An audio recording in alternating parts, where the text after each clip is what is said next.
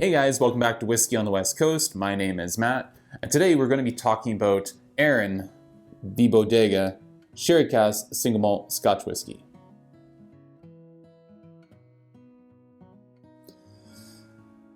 Now, Isle of Arran Distillers, formerly known as Arran Distillery, is it's a distillery that opened up in 1995 on the Isle of Arran, on the southwest coast of Scotland. They started building in 1993. First spirit came off the stills in 1995. Now, they've changed their name recently because they've added a distillery to their business. They no longer just have the one distillery, but two.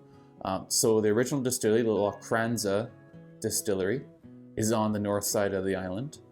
And their new distillery, Lag, is on the south side of the island, which is interesting because, number one, they are stopping all production of their peated malt at the Oloroso Distillery.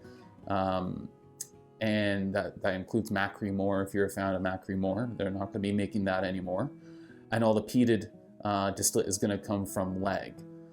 Also, interestingly, it also means that Arran Distillers is the only one I can think of that is one distilling group that has two distilleries on the same island that are actually in different regions, because the diversion line for separating the highlands from the lowlands actually runs through the Isle of Arran, and so in the south it's considered a lowland. So Lag is actually a lowland distillery, where Oloroso is a highland distillery. So that's an interesting little factoid I found out about this. Anyways, Arran, they're doing some great stuff. I'm a big fan.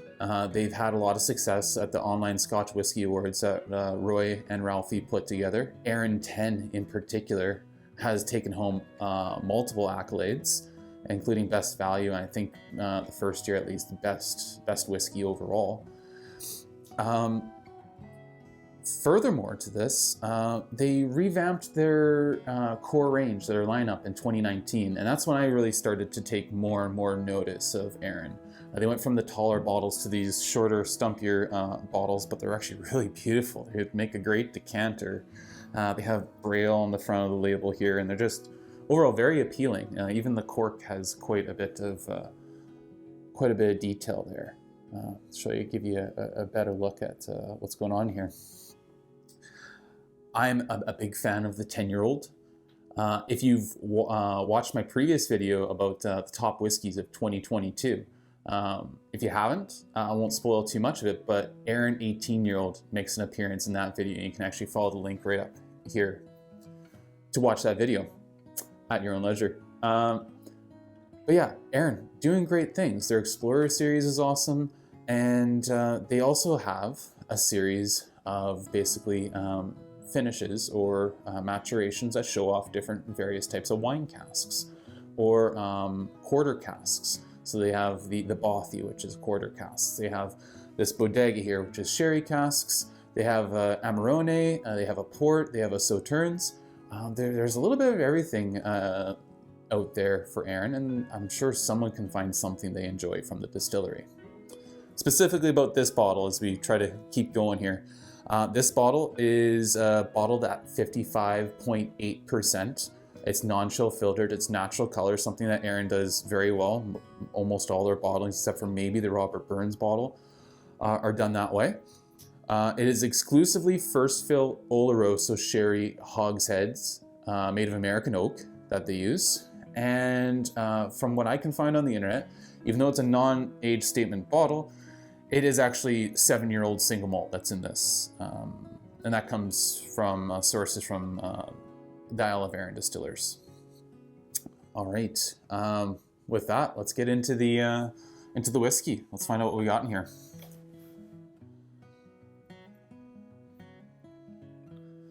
So it's a very fruit-forward and sherried nose. You get a lot of fruits. For me, there's a very, very clear grape or like grape must note that's carrying a lot of fruit right off the top.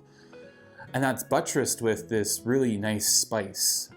Really, the spice is almost like a nice backbone for the whiskey, because it carries out throughout the nose, the palate, the finish. Now, maybe it's just the season, but a couple times when I was nosing this, the spice almost profiled like the spice you'd get off of a very spicy yeast off of a Belgian beer, like a Belgian triple sometimes. I mean, it has the dried fruits and the figs of a Belgian triple too. Sometimes I get a bit of spice off those as well. I pick that up in here. Yeah, the fruits really jump out at you. I know when I was in grade school, I brought like the fruit leathers with my lunches, like the fruit to goes, and it was like the dried fruits kind of smashed together, like apricot or various fruits. That's sort of the smell I get here, like opening up one of those fruit leathers.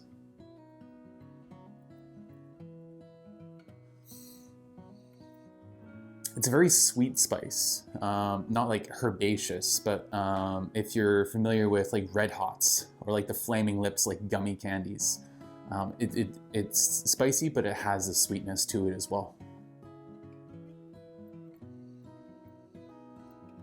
Yeah, figs, raisin, clove, and sometimes actually kind of reminds me almost a little cognac-ish. All right, let's try the palate.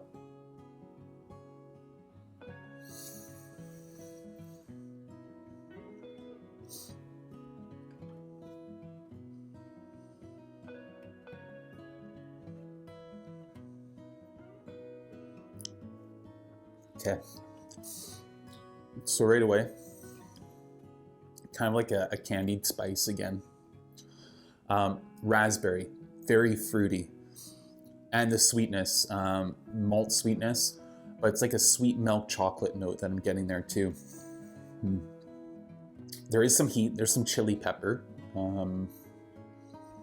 as well. So the spice, it goes from that sweetness and it kind of undulates into kind of a chili pepper note.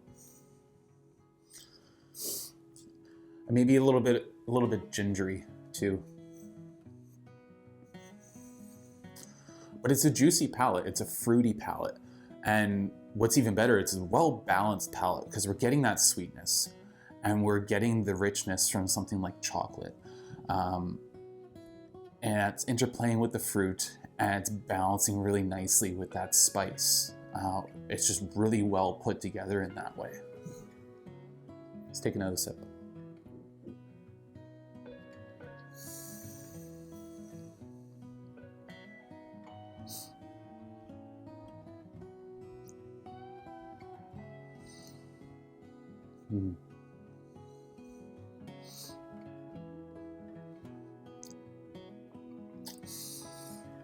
Yeah, it kind of reminds me of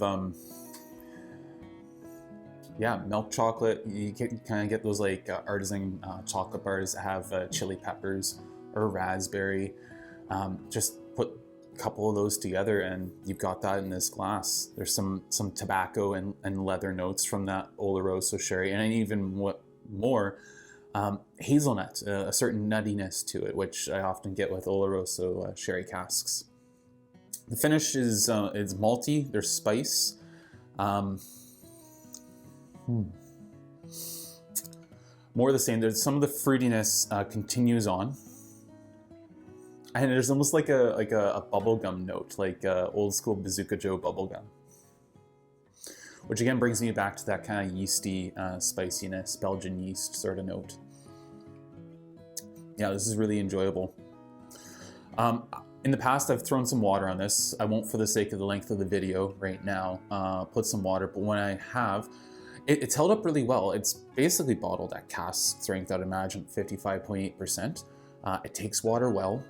It doesn't dampen the nose. It brings up a bit more spice, a little bit more fruit, and the palate, it doesn't collapse from that extra water. It holds up really well. And it's still fairly round too. Sometimes I've found with certain sherry casks, I can get a certain sharpness after adding water. This takes it really well. So play around with water if you have this bottle at home. All right. Just searching the finish here if there's anything else I can tell you. No, I think we should just head right into the score. So this bottle, when I purchased it, it was on sale, and I got it from Alberta. I got it for $70 Canadian, which is dynamite. That's a dynamite price. It goes for a regular price about $85 Canadian out in Alberta. Of course, I'm out here in BC, and in BC it's a lot more expensive. It's $130 Canadian. With that in mind, I'm going to score it off of the Alberta price. And so in taking everything into consideration, the price, performance, as well as just the taste and the enjoyment of the whiskey, I'm going to give this a score of 88 out of 100. It's a really nice whiskey. I think it's a really good replacement for something like Aberlour if you're looking for something to take the spot of that. And it's in good company in the market. There are some challengers, and the next review, we'll go ahead and take a look at one of those challengers with Glenallachie 10 cask strength. Until then, thank you for tuning into the video. If you can comment down below if you ever had anything from Isle of Arran Distillers, tell me what you've had and if you've liked it. Other than that, if you could like, share, subscribe, I'd really appreciate it. And thanks for sticking around. Sláinte.